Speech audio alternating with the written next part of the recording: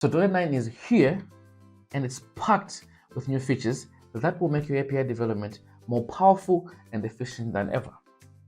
Now, by the end of this video series, not only are you going to master CRUD operations, Entity Framework core, and SQL Server integration, you also understand the latest changes in .NET 9 and how they will transform your development process. If that excites you, my name is Sundar Kalua and I have over 10 years experience in software development and having worked with multiple organizations around the world. I have faced and I have overcome most of the challenges that you face today. And on my channel called Empowered, I simplify complex tech so that you can build confidently and stay ahead of the fast changing industry. Our Visual Studio is open.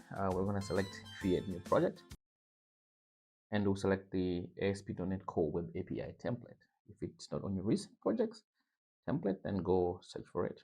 We'll select that. I'll call this book management mgt.api. You hit next. Framework, you want to use .NET 9, obviously. Configure for HTTPS. You want to use OpenAPI support. So look into that. It will come handy in the video. Just keep that in mind. You want to use controllers. We'll do a video on minimum APIs later on. Then we're going to create our project. Once our project is created, I just want us to briefly go into maybe some areas that might be of use.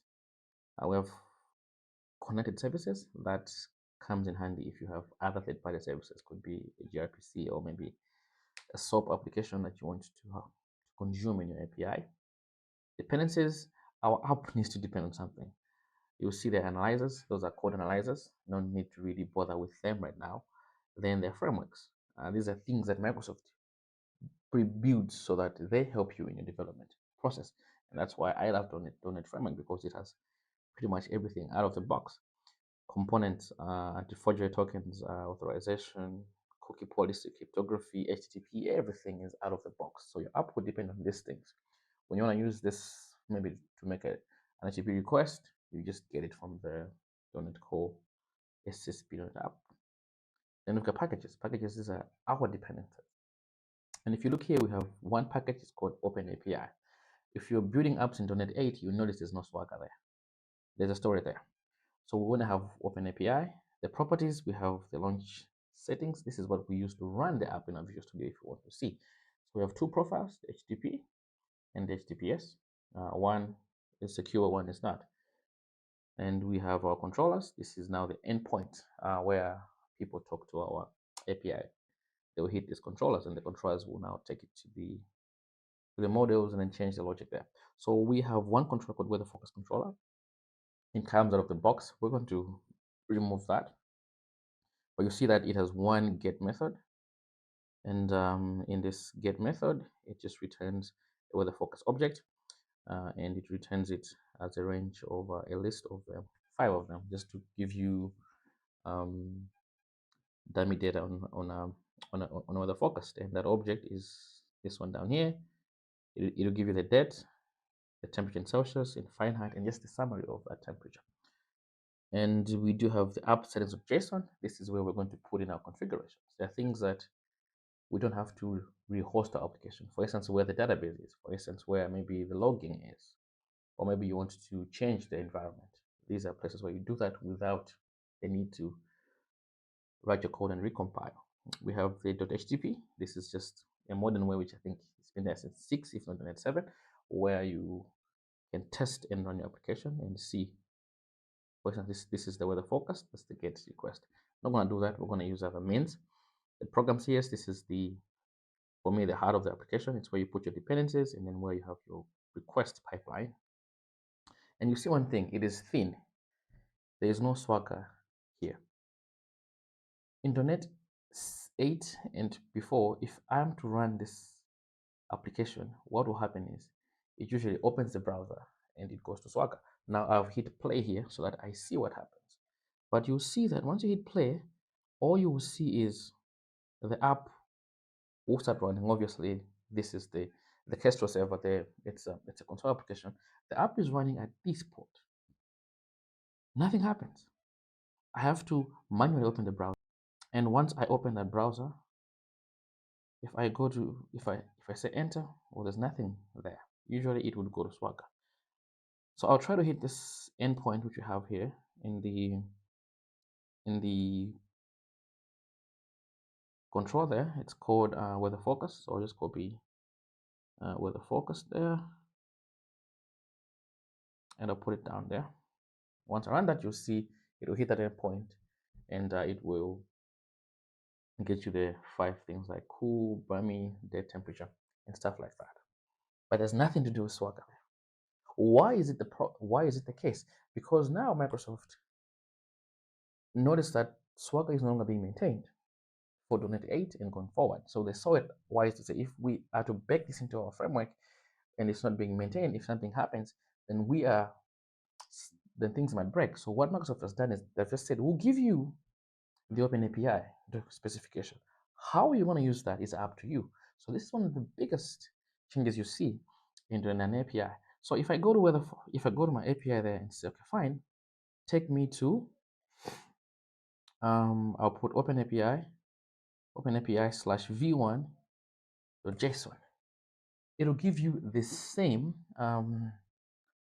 specification, but how you want to use that is up to you. And I know there are people who will be like, I really want to use Swagger. How can I bring back and use Swagger? If that's what you want and what you like, then I'm going to stop this first. And we're going to go to our Control C to stop that. We're going to go to our NuGet package manager. So right click on your project, go to manage NuGet packages, then select swashbuckle.sp.NET Core. Once you select swashbuckle, that's the old that's the Swagger dependency. And if it installs, we should see it come also here under the packages, right? Accept that. Then you're going to go to your, you see, it's now there. You're going to go to your program.cs. So in order to bring the Swagger in, what you do is you say app dot use Swagger UI. And I'll bring in the options. So the Swagger needs to know where it will get the JSON file, the Open API file. So I'll say options. Then I will need to put an arrow over there. Then we'll say options dot we want use Swagger UI. Sorry, Swagger UI. Then options dot Swagger endpoint. Now remember where the endpoint is / Open API / v1.json. So you tell Swagger, go get that thing over there. This is just the name of the API. But I want to give you the feel of how it was before. So you go to your launch settings.json, where it says launch browser force. You're going to put true, and you're going to say launch URL, and that will be Swagger. Then you're going to run this.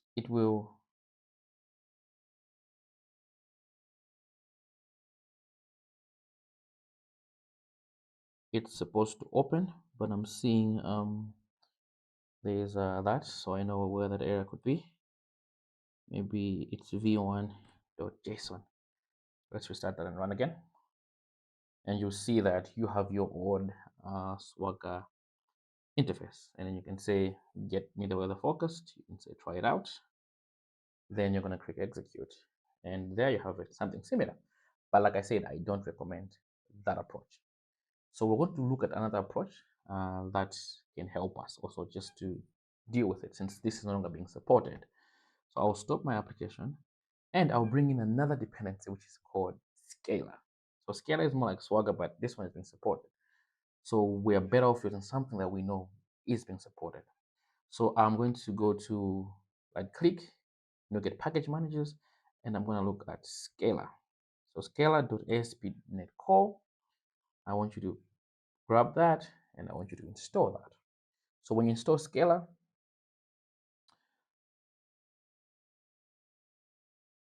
we're going to have to also configure it in our app in a program.cs. So I'm going to undo this. I'm going to, uncomment that in case you want to use the code and still use Swagger. So uncomment that, and I'm going to say app.map Scalar API reference. And by doing that, you're good to go. But Scalar also starts, it begins at its own URL. So you have to go to your launch settings of JSON and say, I want to start at, it will start at Scalar/v1. So Scalar already knows where to find that open API, unlike Swagger, which you have to give it. And we'll run it and we'll see where it will start. So it opens, it will open at Scalar v1, and you'll see it has a dark theme. And these things can be customized, but I don't want to focus on Scalar in this video. We can have a video where we talk about it in depth. So you will see that it gives you a nice interface. You still have your /weather focused, you have your models, which is weather focused. And if I click on weather focused, it'll say get, it'll give you a curl there, it'll give you a sample response, we'll say test request. And there we have authentication, everything, then I'll say send. And you will see that it gives you the same output. So we're going to use Scalar in this video series. So this video has been long, but I wanted to show you the change that will come outside of .NET 9, which is to do with the Open API. So in the next video, we're going to start creating our endpoints, our CRUD applications. Check the library, the description in the video to go to the next video. I will see you there. Thank you very much.